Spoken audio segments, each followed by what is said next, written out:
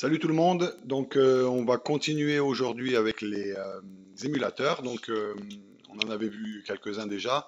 Et là je voulais vous montrer aujourd'hui, alors il est plutôt simple, mais bon, comment on paramètre l'émulateur MD-EMU, qui permet d'émuler la Mega Drive, la Master System, le Sega CD et la Game Gear. Voilà. Donc c'est pratique, puisqu'avec un seul émulateur déjà on peut gérer pas mal de systèmes Sega. Et vous allez voir, il est plutôt pas mal. Alors, il n'est pas compliqué en soi, c'était juste montrer aussi comment on fait pour paramétrer les BIOS du Sega CD, puisqu'il faut des BIOS pour faire fonctionner le Sega CD. Donc, on va le lancer. Donc, on le trouve sur le Play Store. Il est payant, je crois qu'il est dans les 3 euros, quelque chose comme ça. Donc, c'est pas, ça vaut, franchement, ça vaut le coup, puisqu'il permet d'émuler et plutôt bien pas mal de consoles. Donc vous voyez, on arrive d'entrer sur le menu, la manette est reconnue automatiquement sur le menu, la manette de la Shield. Donc bon, ça parle de soi. En haut, vous avez l'endroit où vous allez pouvoir chercher pour charger les jeux, pour ceux qui veulent utiliser l'émulateur en direct. Vu que moi je l'utilise avec Hyperspeed, mais bien sûr on peut l'utiliser en direct. Vous voyez, quand vous rentrez, il suffit ensuite de retrouver, alors c'est pas toujours évident, mais le chemin du dossier où vous avez mis vos ROM. Et à partir de là, donc si je vais essayer de retrouver moi mes... Je pense qu'il faut que je remonte un cran en haut. Donc vous voyez, en fait là vous arrivez directement sur la mémoire interne. Et il y a moyen, normalement, voilà, en utilisant le bouton droit, enfin la flèche droite de gauche pardon, de la manette, je vais y arriver. Vous allez avoir vos différents supports de stockage qui peuvent être branchés sur la Shield. En l'occurrence, moi c'est sur le disque dur. Ici, dans Hyperspin, Emulator, j'ai un dossier Master System où j'ai regroupé toutes les consoles Sega, enfin presque toutes. Et si par exemple je veux lancer un jeu Mega Drive, je vais ici, et vous voyez, la liste des jeux apparaît, il suffit de cliquer. Bon, moi j'avais dû le lancer déjà, et vous voyez, ça lance le jeu. Donc ça, c'est plutôt très simple pour aller récupérer les jeux. Donc pour quitter la petite flèche retour, on va dire qu'on sort, on va retourner sur, pardon, il s'est mis au début puisque je viens de le lancer, notre émulateur. Donc ça, c'est plutôt très simple. Ici, vous allez retrouver la liste des jeux récemment lancés. Vous voyez, donc c'est une sorte de mini raccourci. Ensuite, ici, c'est là où vous pouvez décider, excusez-moi, d'activer ou de désactiver le pad virtuel. Donc moi, je l'ai mis sur off. Sinon, vous voyez, on le voit en bas, il ressemble à ce que vous pouvez voir. Et vous pouvez, pour ceux qui veulent utiliser l'émulateur sur un support tactile, changer la taille et les formes la taille pardon, des boutons, changer la position aussi. Voilà, c'est assez paramétrable. Hein. Et là, vous choisissez ce qui va apparaître. Mais bon, moi, je l'ai mis sur off puisque j'utilise la manette directement. C'est ici que ça se passe pour la manette. On va revenir en arrière, pardon. Key Gamepad Input Setup. Donc, ici, vous allez pouvoir régler si vous voulez utiliser une manette. Donc, lorsque votre manette est branchée, soit en Bluetooth, soit si c'est la manette de la Shield, donc sur la Shield ou sur tout autre device Android, il suffit d'appuyer sur Auto Detect Device to Setup. Donc, il va vous dire d'appuyer sur n'importe quel bouton de la manette. Et là, il va la reconnaître. Vous voyez, il m'a retrouvé la Nvidia Shield manette.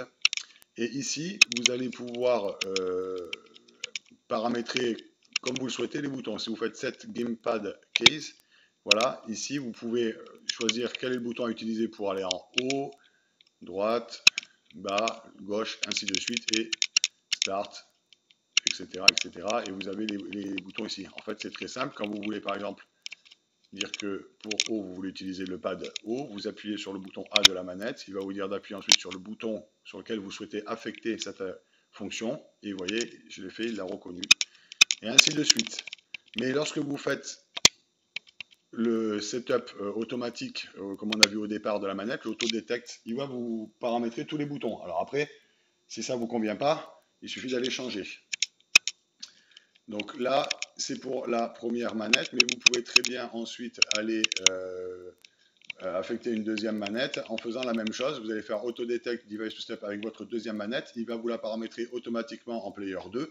Et là, vous pourrez jouer à deux sur l'émulateur, pour les jeux qui le supportent évidemment. Donc ça, c'est pour la manette. Ensuite, ce qui va nous intéresser plus particulièrement, c'est le dossier Options. Donc sur le dossier Options, vous avez d'abord un dossier vidéo. Si vous allez à l'intérieur, vous allez pouvoir régler un certain nombre de choses sur les vidéos. Donc vous avez notamment le ratio, 4 tiers, 16 neuvième, etc., etc.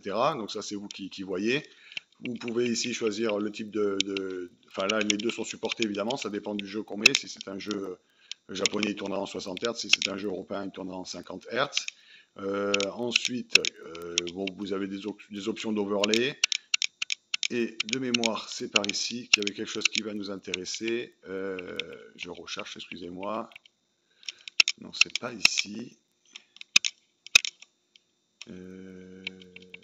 Non, donc ça doit être dans. Alors dans audio, vous allez pouvoir faire un certain nombre de choses au niveau de l'audio. Moi, j'ai touché à rien, ça marche très bien comme ça dès le départ.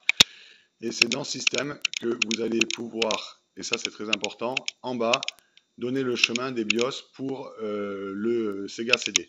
Donc vous voyez, c'est ici, vous avez donné le chemin pour le BIOS des USA, le BIOS japonais, le BIOS européen. Donc moi sur les configurations Hyperspin que je fournis, les BIOS sont déjà installés dans un répertoire. Il suffit juste d'aller lui donner le chemin une première fois. Une fois que c'est fait, vous êtes tranquille. Donc ici, vous allez pouvoir sélectionner aussi des options comme pour les sauvegardes. Là, on sauve par jeu, ainsi de suite. Là, vous pouvez changer la vitesse parce qu'on peut accélérer les jeux, etc., etc. Alors, ce que je recherche et qui m'intéresse plus particulièrement, mais je vais le retrouver, que je voulais vous montrer, c'est dans les options vidéo. Je suis sûr que c'est là-dessus que ça se passe. Voilà, c'est le Image Effect qui va vous intéresser, puisque là, vous allez pouvoir appliquer des filtres sur les jeux.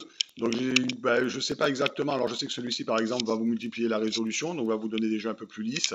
Ici, je crois que ça reproduit un petit peu des lignes style comme si c'était sur un écran cathodique. Et voilà, en fait, le plus simple, c'est d'essayer les trois et puis de voir celle qui vous convient le plus. Mais ça rajoute des effets et c'est plutôt sympa. Voilà. Donc, juste pour vous remonter une dernière fois, c'est tout en bas dans Système qu'on va aller sélectionner ici. Si vous cliquez, il va vous demander voilà, d'aller chercher le chemin pour lui donner le BIOS. Donc moi, voilà, en l'occurrence, je suis directement déjà dans mon dossier. Sinon, il faut lui donner le chemin et ensuite vous choisissez le BIOS. Alors j'avais mis deux types de BIOS parce que j'en avais trouvé deux différents. Mais en fait, ceux-là fonctionnent bien. Voilà. Donc vous voyez, c'est plutôt très simple. Et donc cet émulateur va vous permettre d'émuler la Mega Drive, la Master System, le Sega CD et la Game Gear. Ce qui est plutôt pratique. Voilà, je vais vous laisser, je vous remercie, puis je continuerai avec d'autres émulateurs. Merci, à bientôt, au revoir.